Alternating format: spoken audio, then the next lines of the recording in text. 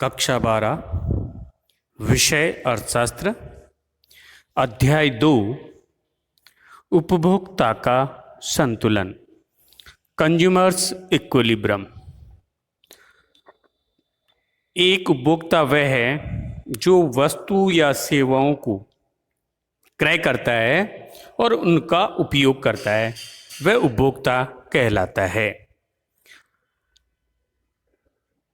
इसका मुख्य उद्देश्य उपभोक्ता अपनी आय और विभिन्न वस्तुओं या सेवाओं पर इस तरह खर्च करना चाहता है ताकि उसको अधिकतम संतुष्टि प्राप्त हो सके। हमें यहाँ उपभोक्ता का व्यवहार समझने के लिए दो विश्लेषण समझने होंगे। नंबर 1 गणनावाचक विश्लेषण। ये जो गणनावाचक विश्लेषण है इसका प्रतिपादन अर्थशास्त्री मार्शल और पेगू द्वारा किया गया है। इनके अनुसार उपयोगिता मापनीय है और इसकी गणना की जा सकती है। उपयोगिता आत्मनिष्ठ और अंतरावलोकन धारणा है। वास्तविक रूप में उपयोगिता का भौतिक रूप से मापना कठिन होता है। Professor J.R. हिक्स व प्रोफेसर R.G.D. एलन इन्होंने क्रमवाचक विश्लेषण का प्रतिपादन किया। क्रम जैसे अधिमान आधारित तटस्थता वक्र की सहायता से, जैसे क्लास में हम रैंक देते हैं, first rank, second rank, third rank, ऐसे ही एक उपभोक्ता अपनी आवश्यकताओं को एक क्रम निर्धारण कर सकता है।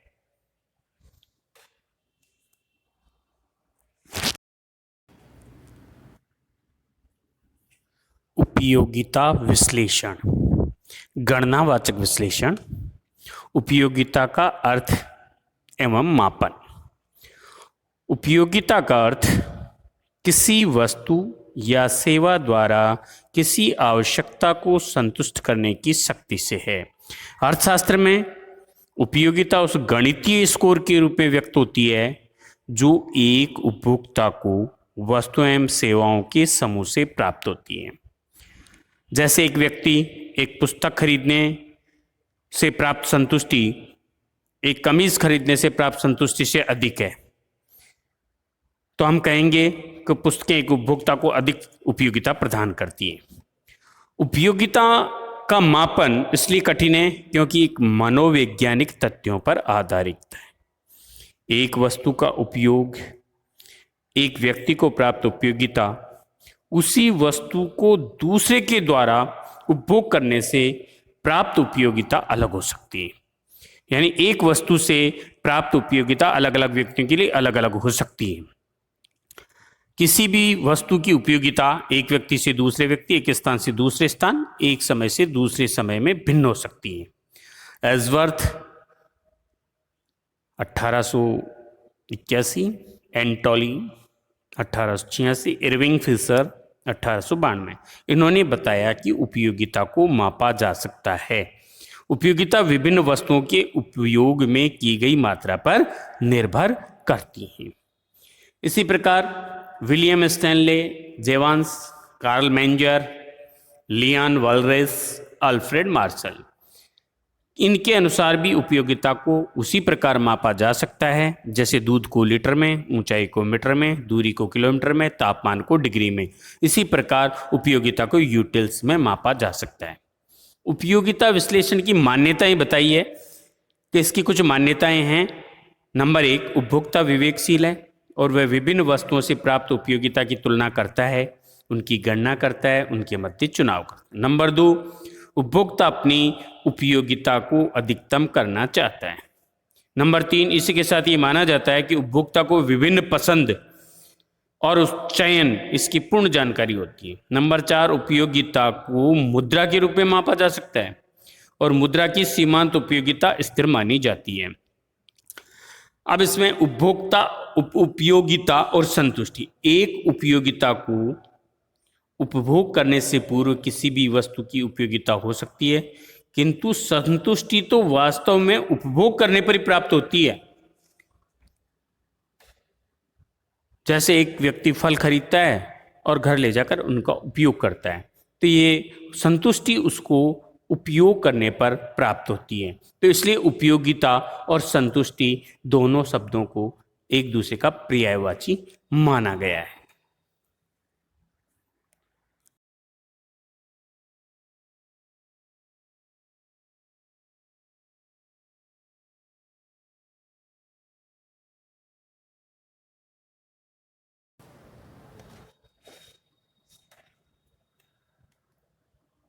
उपयोगिता के प्रकार। कुल उपयोगिता, टोटल यूटिलिटी, इसको हम शॉर्ट में टीयू देखेंगे। किसी दिए हुए समय में एक वस्तु की विभिन्न इकाइयों के उपयोग से जो कुल संतुष्टि प्राप्त होती है उसे कुल उपयोगिता, टोटल यूटिलिटी कहा जाता है। जैसे माना उदाहरण, एक उपभोक्ता एक केले का उपभोग करता है और उसके उपभोग से 10 यूटिल्स उपयोगिता प्राप्त होती है। उसी समय दूसरे केले का उपभोग करता है, उससे 6 यूटिल्स की उपयोगिता प्राप्त होती है, जो पहले इकाई के उपयोग से कम है। अतः दोनों केलों के उपभोग से कुल उपयोगिता 10 + 6 = 16 यूटिल्स है। जिस बिंदु पर कुल उपयोगिता अधिकतम हो जाती है उसे अधिकतम संतोष का बिंदु, पॉइंट ऑफ सैटिस्फाई कहते हैं। यदि उपभोक्ता को अधिकतम संतोष के बिंदु के बाद भी उस वस्तु का उपयोग जारी करने के लिए बाध्य किया जाता है तो उपभोक्ता के लिए कुल उपयोगिता घटने लगती है। दूसरा प्रकार है सीमांत उपयोगिता, मार्जिनल यूटिलिटी, MU। किसी दिए हुए समय में उपभोक्ता के द्वारा वस्तु की एक इकाई का उपभोग बढ़ाने से कुल उपयोगिता में आने वाले परिवर्तन सीमांत उपयोगिता कहलाता है। अन्य वस्तुओं का उपभोग उसको स्थिर माना जाता है। जैसे कि अभी हमने बताया था कि पहले केले की उपयोगिता से 10 यूटिल्स उपयोगिता प्राप्त होती है और जैसे ही दूसरे केले का उपयोग करता है उसको 6 यूटिल्स की प्राप्ति होती है। तो ये जो पहले केले और दूसरे केले में जो अंतर है वो अंतर दोनों केलों का टोटल यूटिलिटी 16 में से यदि पहले केले की घटा देते हैं हम 10, तो ये जो 6 का परिवर्तन आया है ये सीमांत उपयोगिता है। सीमांत उपयोगिता में एक वस्तु के उपभोग में एक इकाई के परिवर्तन, वृद्धि या कमी का प्रभाव कुल उपयोगिता पर देखा जाता है।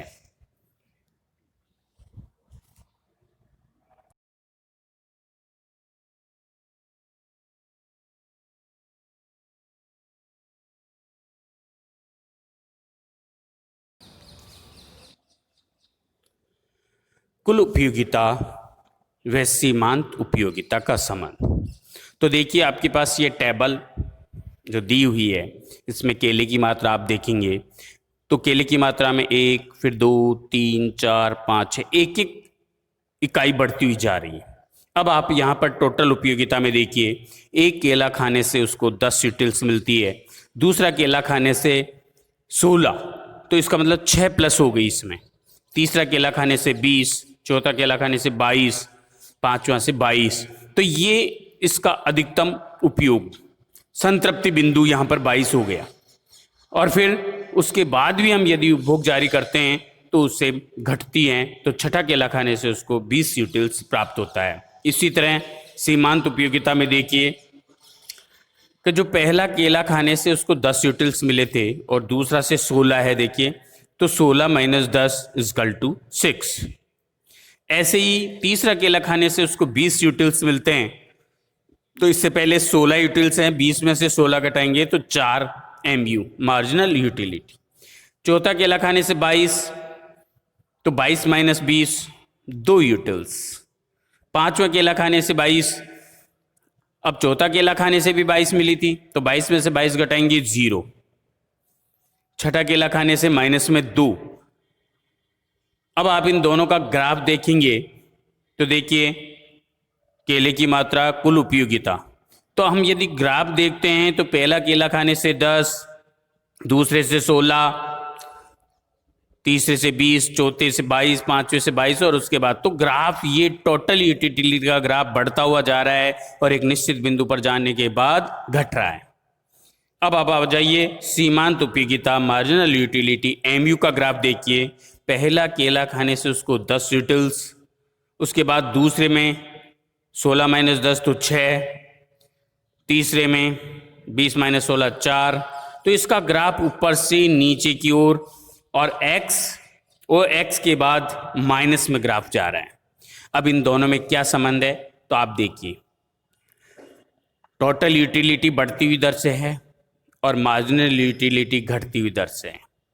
टोटल यूटिलिटी का ग्राफ बढ़ते हुए क्रम में ऊपर की ओर जा रहा है, मार्जिनल यूटिलिटी का ग्राफ ऊपर से नीचे की ओर आ रहा है। जिस बिंदु पर कुल उपयोगिता अधिकतम है, जैसे 5वीं इकाई पर कुल उपयोगिता अधिकतम होती है तो ये सीमांत उपयोगिता 0 है इसमें, और इस बिंदु को उपभोक्ता का संतृप्ति बिंदु कहते हैं। अब ये देखिए आगे कि इस संतृप्ति बिंदु से आगे भी यदि वस्तु का उपभोग बढ़ाना जारी रखा जाता है तो सीमांत उपयोगिता ऋणात्मक होने लगती है, यानी घटने लगती है। तो यह है सीमांत उपयोगिता और कुल उपयोगिता में संबंध।